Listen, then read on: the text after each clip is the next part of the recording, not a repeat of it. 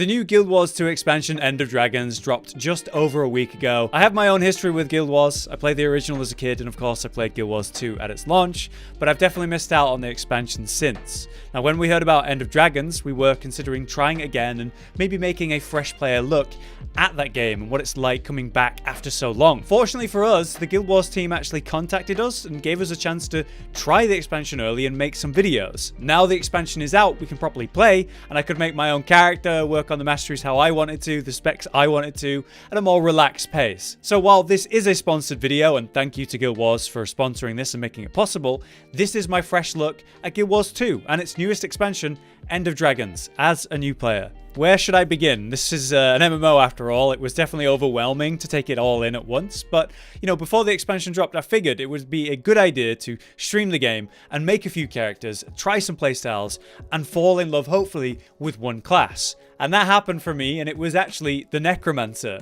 For some reason, there's barely any proper Necromancer classes in MMOs these days, so it was nice to see that, and I guess I was drawn to it. What's funny about my Necromancer in particular, though, is he's a bit of a lovely plant person, the race called the Sylvari. They have some really cool customization, like the patterns of your skin and being able to make them glow, or their plant-based hair or ear options. I made myself have a face like the bark of a tree, but if you're inclined, you could be like a mushroom head guy. Your characters are actually voiced in the story, which definitely surprised me, because this lovely creature has a suitable, wonderful Sylvari voice. Okay then, Marjorie, Goric, let's finish this investigation. And yet, when I'm in combat and I'm, you know, a Necromancer, I'm raising the dead, perhaps against their will, and also treating them not very well, like blowing them up for my own uses. So I find it a pretty funny contrast between the character and the profession I'm playing, but I do quite enjoy it. As part of the expansion purchase, though, we were, of course, given the level 80 character boost, so that lets us jump straight into End of Dragons, which I certainly did. When we get that boost, I found a pre-set up build with some weapons and some suitable equipment, but basically instantly I was able to swap into whatever I wanted and make my own build. And then go on and get into the new expansion, which I didn't really know what to expect, how they were going to get us there. It turns out we were meeting up with an old friend of one of the story characters, and suddenly we were betrayed. This huge fleet of air warships was revealed, and our friend was captured, and suddenly we're on this sort of mad dash to get on the ships and take them down and basically save our friend, which doesn't go all that well, and we crash land into the new region. A pretty cool way to get us there, certainly not what I was expecting. But this brought us to the Xingji Island, this lush and very green location that was functioning as an introduction to the setting and technology of this expansion. Through the story, I was shown the basics of the game, as well as the new stuff, which was easing me into Guild Wars 2 and how that actually works. It's very different to what I'm used to. Instead of actually leveling my character, I stay at the same level, but I work on my masteries and combat training as my progression instead. This means I still keep the feeling of progression and improving my character as I unlock new features, and of course improve those, as well as unlocking my new elite spec and slowly getting new passives or direct abilities for my combat. It's just that instead of leveling an arbitrary number that goes up every expansion, it feels more categorized for where and what I'm actually doing. Let me explain. You can see that I still have an XP bar and I'm still working towards my goal. I'm still leveling up and feeling that progression, but it's the way they've done it, and I want to explain this right to really emphasize how cool this is. These are my masteries, right? Now, every bit of content has them. We have the original game, right? You have the expansions like Heart of Thorns or Path of Fire. Then we have the current expansion, End of Dragons. And inside of that, we have different masteries, right? Like fishing or skiff piloting or Jade bots, whatever. Each of these things is different progression. So to give you an example of like what that looks like, you see I've got a little bit of XP in my skiff piloting, but if I want to work on my fishing again, I just click this, and now everything I do, the XP that I gain is going to go towards this, but I want it to go skiff piloting. Once I actually unlock this, I need 2 mastery points to then unlock full throttle. And as you can see, I've got 6. How do I get them? Well, you need to find them around the world or go do specific content that rewards it. It's on top of this giant building. So what I've done is I've used my mount jumping like that. And I've used my glider, which has, from the Jade bot, a boost which lifts you up, which has got me high enough all the way at the top of this building to finally reach the mastery point. So I just commune with it, and boom. You have earned a mastery point. Now I have 7 instead of 6, and I have these 2 that are ready for when I finally level this up. To me, this is a really versatile system. It's very rewarding. It really lets you kind of go do what content you want to do and then be rewarded in the way you want to be rewarded. I think that's a very freeing system to let me go do what I actually enjoy instead of having to do specific content to get specific rewards that I might not be into. Very quickly though, I'd pretty much explored most of this island and was ready to move on, which is when they gave me the skiff. Skiffs are the boats we use to get around the many waterways of the Kantha region. They're a simple mountain concept, but when we played that early access event together, they showed us just a few of the features that make this a more impactful social thing. So while yeah, it is a useful multi-personal mount that you can get around the waters on, it serves as a way to bring players together. For example, when fishing together, players get a boost to their rare fish chances. So this is literally a boat that puts players together and you get that benefit. There's little details like if you are a passenger, you can cheer or do different emotes. And that actually regenerates the boost of the skiff to get around faster, highlighting how intentional they're being with the social aspect of just a boat. Plus, there's the nice aspect of having a boat, like there's these watering holes where there's special fish inside. You get extra XP from fishing there. And I can't reach them all the time from the shore or docks, so it makes me appreciate the boat more when I can go out now and actually fish wherever I want to. Speaking of fishing, let's talk about it. See, finally, I get to do it. When I played the game early in that access event, we didn't have a chance to do direct fishing, so I was looking forward to seeing how they'd implement it and how it would actually work, considering all this extra stuff they did with just the boat mount. Alright, we're going to take a look at fishing then. So, now that I've got it unlocked, I have a rod and different lures, right? Let me just pull up fishing. There we go. And I have a couple options. So I do actually have angler sense, which reveals on my minimap, you see down here. Oh look, there's these fishing holes all around the place and I can go get better fish there. So if I just do a regular fish, I'm going to throw it out over here. And I'm waiting for it to sort of bob. It's bobbing now, but it wants to go under the water properly. Like that, there you go. And now I have this bar, this little green bar, and my yellow bar that I've got to keep over the green bar. And you see it moves around, it goes slower, sometimes it goes faster, sometimes it comes back on myself. And I've got to get this progress bar to fill by keeping this on the green bar. And once it's full, there we go.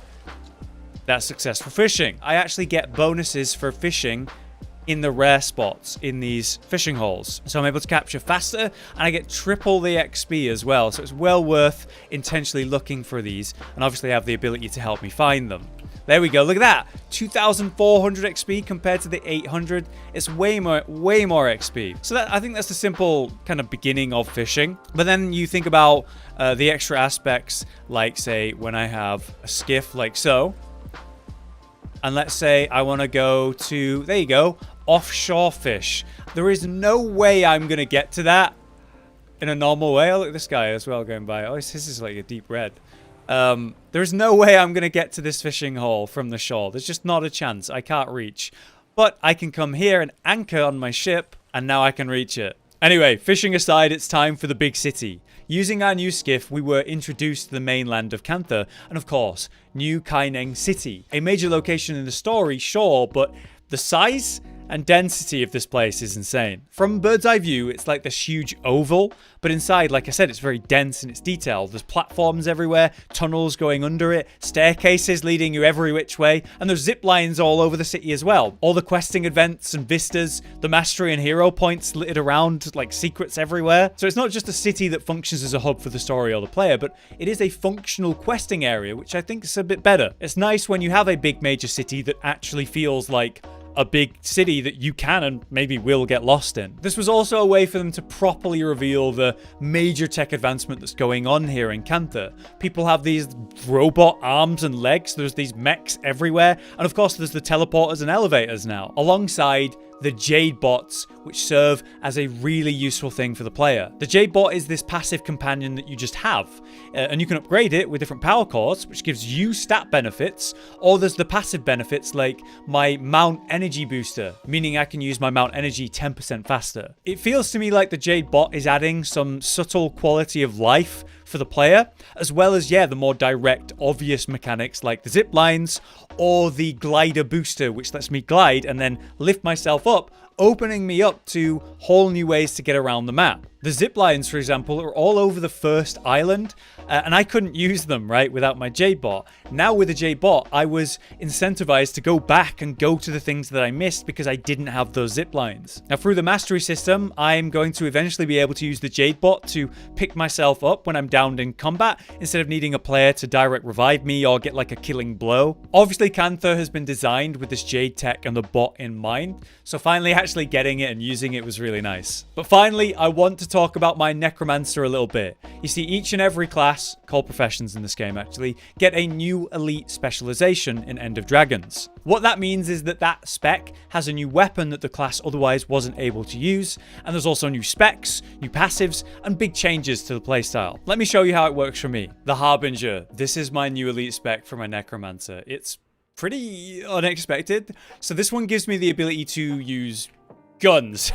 I have a pistol, like a Necromancer pistol, that appears to be firing out what looks like acid to me, and it causes torment. So I guess bottled horrors, bottled nightmares in a bullet. I think this is really cool, but ridiculous at the same time. I have like a quick shot, I have a single charge shot, which does stunning damage, and then in my offhand, because it's one hand, I have a dagger, which means I have some AoE capabilities. So I'm summoning allies, minions, flesh creatures. I've got my blood fiend, I've got my ghostly shadow fiend, I've got my bone minions, I've got my bone fiend, I've got my flesh golem. You know, the gang's all here. And once I've summoned them, yes, they'll attack enemies for me, but I can even use extra abilities like consume the blood fiend to give me health, or pop the bone minions like bombs, or I could have the minions do specific attacks like that one, or that one which even slows enemies, or this one that stuns enemies and does big damage with them. Now I can still do that and make my own personal spec however I want, but this is what I really want to emphasize. There's so much choice, and I've changed maybe 4 times. And now what I want to do is I'm unlocking more of this elite spec and its abilities. I want to change what I'm doing again. To do that, I need to do training. So as you can see, I've got my Signet training done, my Corruption, Minion, Well training, Spectral training, this is all done. And then the base Specializations as well are all ready to go. And I can get all the benefits from them should I want them. That comes from your build, right? So I'm making my minions stronger with these passives, and I'm making my lifesteal better with these passives. But the bottom one is your cores and your elite Specializations. There are 5 to begin with in the base game, and then each expansion there's a new elite spec. And the new one in this expansion is obviously Harbinger, a dark alchemist empowered with a pistol, of course. I like to think of it as like a necromancer pirate or something. Anyway, so what I need is other passives. I haven't unlocked these, so I need to do training. So this first sort of set here, these are my passives getting that going. And now I'm starting to unlock abilities. So the first ones that I've unlocked are my elixirs. So here's my healing elixir. I throw this down and I get a heal, and I also get regen. It heals me over time. Really cool. And then I have a buffing elixir, which I throw down, and it means while these are on, 15 seconds of 20% crit chance and increasing my outgoing damage just flat out with might. Really good. But what's really cool about this is it actually hurts enemies as well. So if I throw this on an enemy, it does poison, damage, and AoE. If I throw this on an enemy, it does damage and weakness to them as well. But if you didn't notice, let me show you what is actually happening when I throw these. Yeah, all these things are happening, but I'm also getting blight, which is reducing my max health by nearly 5,000 at 10 stacks. And at 15, nearly 7,000. That's a huge negative to using these elixirs. They might be really beneficial for the buffs and the healing and the damage they do, but they also hurt me in a way. So why is that?